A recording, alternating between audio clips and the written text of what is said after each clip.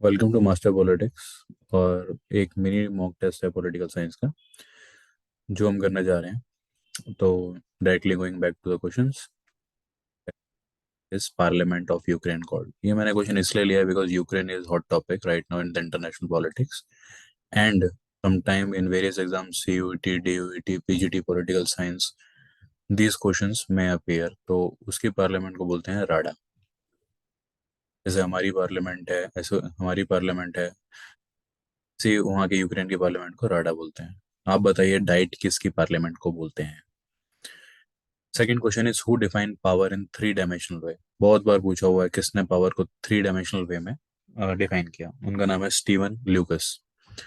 Next question is, एक statement है civil society के बारे में। तो सिविल सोसाइटी जैसे मेरे नाम मैं अगर क्वेश्चन में नहीं पढ़ूंगा तो मेरे दिमाग में अगर किसी भी स्टूडेंट ने पढ़ाई कर रखी है, इफ ही और सबसे पहले कौन कौन से थिंकर्स आएंगे सिविल सोसाइटी के नाम पे। हीगल ने सिविल सोसाइटी बोला है, एंटोनियो ग्रैम्सी ने सिविल सोसाइटी के बारे में बहुत कुछ लिखा हुआ है। तो ये चीज आपको लिंक करनी है किसे। तो स्टेटमेंट है, who said civil society as a mediator between the family and state. Civil society एक मीडिएटर है फैमिली और स्टेट। एक तरीके से सिविल सोसाइटी मीडिएटर ही होता है। सिविल सोसाइटी जो सोसाइटी की डिमांड होती है वो एक तरीके से सरकार को पहुंचाता है, एक तरीके से मीडिएटर काम करता है। Answer is Hegel. बहुत कॉमन बुक है ट्रेजेडी ऑफ कॉमन्स, ये लिखी है, सुना सबने होगा पर लेकिन इसका आंसर कम लोगों को पता होता है। आंसर है Harrett Garrett harden. Garrett harden ने लिखी है tragedy of Commons. Next question is neo functional theory of integration. ये लिखी है ये जो थ्योरी है वो है अर्नेस्ट हेस की। ऐसे ही सेम पूछी जाती है, नेट में पूछा गया है, फंक्शनल थ्योरी ऑफ इंटीग्रेशन वो है डेविड मित्रेनी की।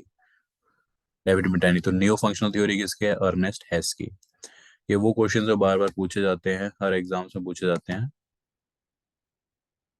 तो आपको पता होने चाहिए which will fetch your marks. अब डॉक्ट्राइन ऑफ इक्लिप्स पूछा हुआ है, वो कहाँ मेंशन्ड है आपके कॉन्स्टिट्यूशन में? आर्टिकल 13(1) में डॉक्ट्राइन ऑफ इक्लिप्स मेंशन्ड है। अब इसका मतलब क्या होता है?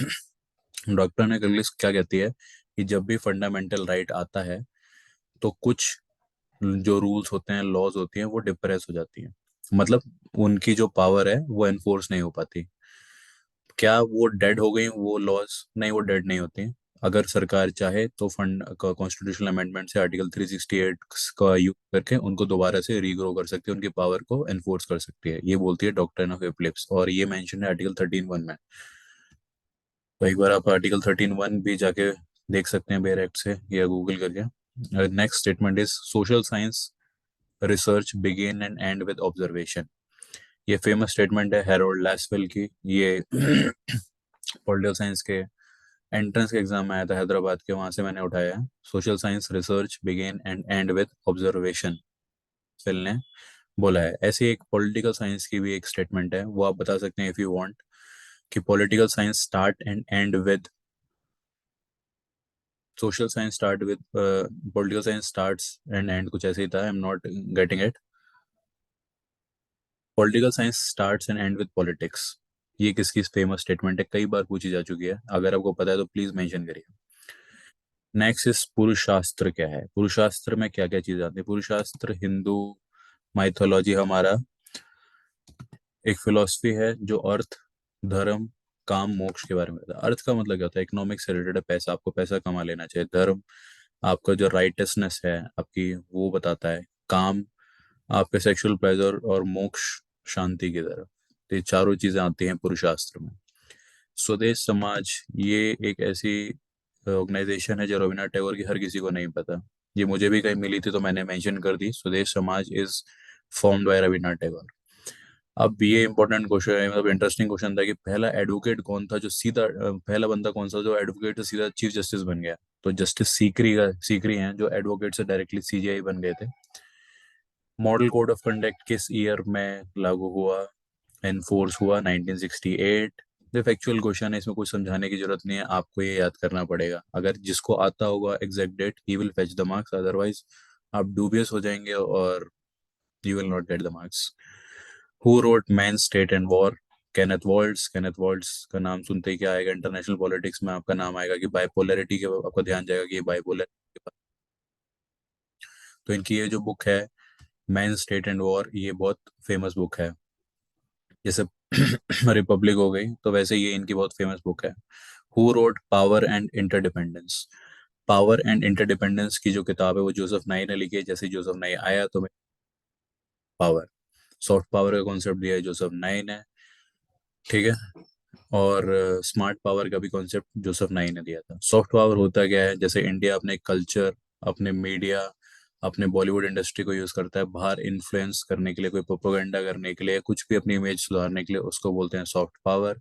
आप हार्ड पावर को क्या बोलते हैं? Military power. अपनी सॉफ्ट पावर यूज करके अपने गोल को अचीव करते हैं, जो जोसेफ नाई की फिलोसफी थी।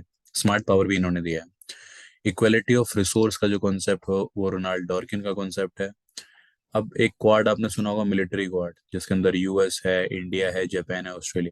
सी डब्ल्यूटीओ में भी एक क्वाड है।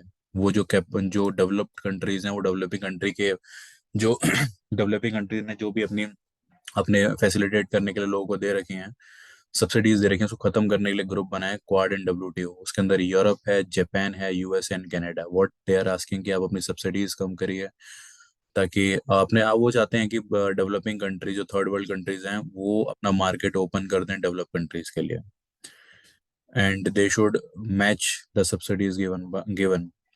अब इसमें बहुत सारी चीजें हैं, आपको क्लॉज 7 पता होना चाहिए। अगर ये क्वेश्चन दिमाग में आए तो मैं कहूँगा आप क्लॉज 7 को सर्च करिए। इंडिया ने clause 7 peace peace peace clause क्यों लिया है, के बारे में सर्च कर सकते हैं। इंडिया का पीस, क्योंकि हमारी भी सब्सिडीज के ऊपर बोला गया था, हमने जो इतना सारा फूड ग्रेन स्टॉक कर रखा है, उसके ऊपर अमेरिका ने कई बार उसके पास उसको आपत्ति हुई है, और उसने डब्ल्यूटीओ में उसने कई बार हमारे खिलाफ शिकायतें लगाई हैं। पर लेकिन वी हैव सेड कि हम लोग नहीं कर सकते, क्योंकि हमारे सब्सिस्टेंस की बात है, हमारे खाने पीने की बात है, और इसीलिए पीस क्लॉज का यूज किया गया डब्ल्यूटीओ के अंदर।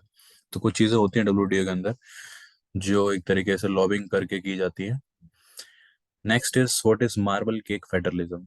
ये एक कैची सा वर्ड है, मार्बल फेडरलिज्म। और ये जो है ये यूएस का कॉन्सेप्ट है। कोऑपरेटिव फेडरलिज्म को मार्बल केक फेडरलिज्म बोलते हैं। और मार्बल बस आप इसको याद कर सकते हैं। और कोऑपरेटिव फेडरलिज्म से कौन रिलेटेड है? ग्रैनविल ऑस्टिन रिलेटेड है, जिन्होंने कोऑपरेटिव फेडरलिज्म की बात करी है, ग्रैनविल ऑस्टिन। फिर है मुलाबा। क्या होता है? अर्थशास्त्र में मुलाबा वर्ड मेंशन्ड है, इसका मतलब क्या होता है? मुलाबा is a standing army of state, जो लॉयल होती है राजा के लिए, उसको बोलते हैं मुलाबा। लोक समाग्रह, लोक समाग्रह भी एक समाज है जो राजा first way first modern person of India Raja Ram Mohan Roy. बहुत सारी इनको उपाधि दी हुई है राजा राम मोहन रॉय को। आत्मीय समाज ये बनाते हैं। तो कुछ चीजें आपको पता होनी चाहिए जब आप किसी बारे में पढ़ते हो, तो आप ट्राई टू रिकॉल। फिर है first modern who coin the term globalisation? बहुत बार पूछा हुआ रिपीटेड क्वेश्चन है, थियोडोर लेविट है, आप इसे याद कर लीजिए, Theodore Levitt.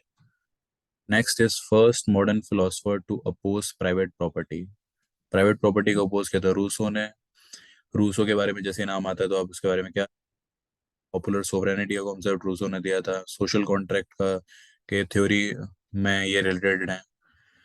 Next is it is ये क्वेश्चन आपके लिए है कि ये आप बताएं ये किस थ्योरी से रिलेटेड है। It is better to be vague than irrelevant. मैं नहीं बताएंगे तो मैं कमेंट में लिखूंगा। ये बिहेवियरलिज्म और पोस्ट बिहेवियरलिज्म में से कोई आंसर है, प्लीज बताइए अगर आपको पता है तो। ये वो क्वेश्चन है जो आपको हेल्प कर सकते हैं आपके यूजीसी नेट में, किसी भी पॉलिटिकल साइंस के एंट्रेंस एग्जाम में, क्योंकि रिपीटेड क्वेश्चन है and they will fetch you marks. Thank you for today listening to the video. I hope you like this video. If you like this, please subscribe the channel, like,